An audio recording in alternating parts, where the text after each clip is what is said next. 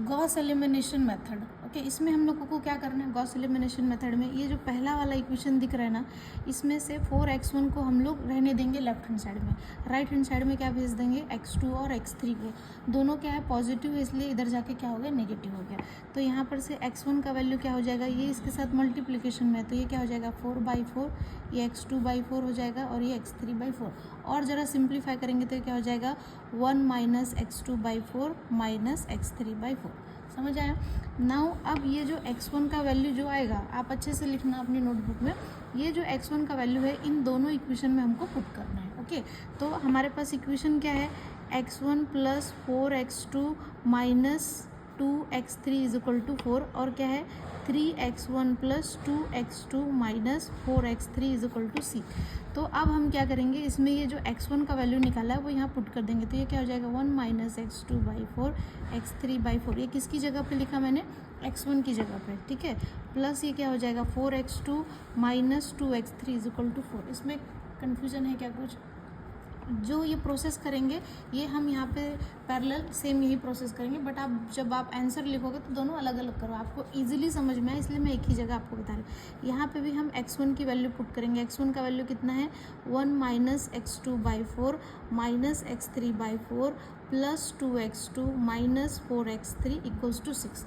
सो हमने क्या किया, पहले वाले से x1 का वैल्यू निकाला और इन दोनों में हमने पुट कर दिया है। अब हम इसको सिंप्लीफाई करेंगे, तो इधर देखो ये 1 है तो ये राइट हैंड साइड में चला जाएगा, और यहाँ पे जो x2 वाला है पहले इसको कॉमन ले लो, तो पॉजिटिव वाले को लिख लो पहले +4 एंड देन नेगेटिव वाले को ले लिया। इसी तरीके से देखो x3 दोनों नेगेटिव है, तो नेगेटिव सिंबल जब बाहर निकालते हैं तो ब्रैकेट के अंदर का सिंबल चेंज हो जाता है, तो यहाँ पे क्या है 2, इसलिए वो हो गया 2। राइट हैंड साइड में ये इधर चला जाएगा तो ये क्या बन जाएगा 4 - 1। ओके, नाउ अगर आप इसको कैलसी से सॉल्व करोगे तो आराम से हो जाएगा 4 - 1/4। अभी मुझे मालूम है तो मैं फटाक से लिख देती हूँ, ये इतना हो जाएगा, ठीक है। नाउ ये कितना हो जाएगा 9/4 x3 = 3। तो ध्यान से देखोगे तो इसमें x अब एलिमिनेट हो गया, x1 एलिमिनेट हो गया। सिमिलरली यही प्रोसेस हम यहाँ पे भी करेंगे।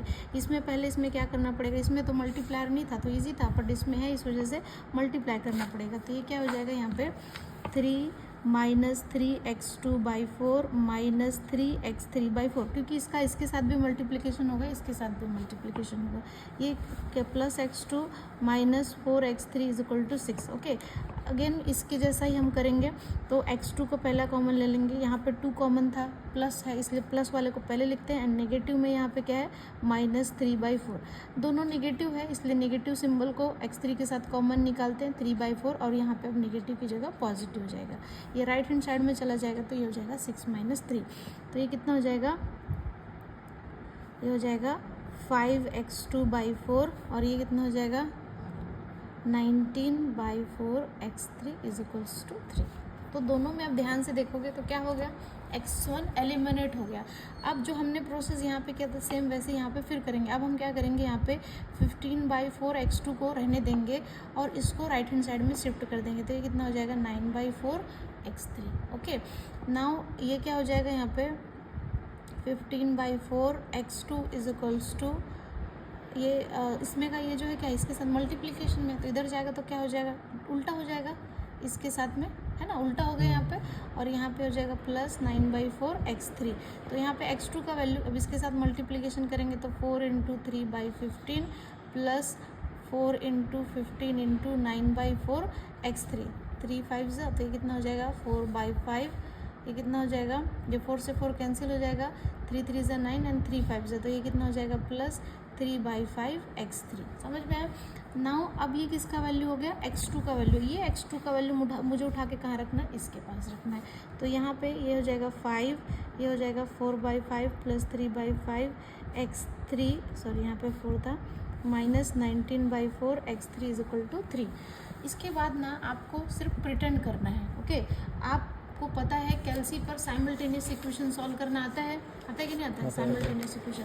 तो साइमल्टेनियस इक्वेशन से आप कैलसी पे वैल्यू सॉल्व करोगे अपने साइंटिफिक कैलकुलेटर से, और जो भी आपकी वैल्यू आएगी x3 की वो लिख देना है। समझ में आया। सिमिलरली आपको यहाँ पे क्या लिखना है, नाउ बाय इक्वेशन नंबर 2, यहाँ लिखना है बाय इक्वेशन नंबर 2 x2 = जो भी आएगा आपके कैलसी पे उसको आपको लिख देना है। इसी तरीके से x1 लिख देना है बाय इक्वेशन नंबर 1।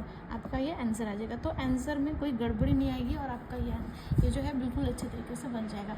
भले ही आपका इधर कुछ गड़बड़ हो गया होगा, मे बी पॉसिबल शिफ्टिंग में, बट कैलसी पे आपकी वैल्यू क्या आएगी, x1 x2 x3 की एक्यूरेट वैल्यू आएगी। Got it?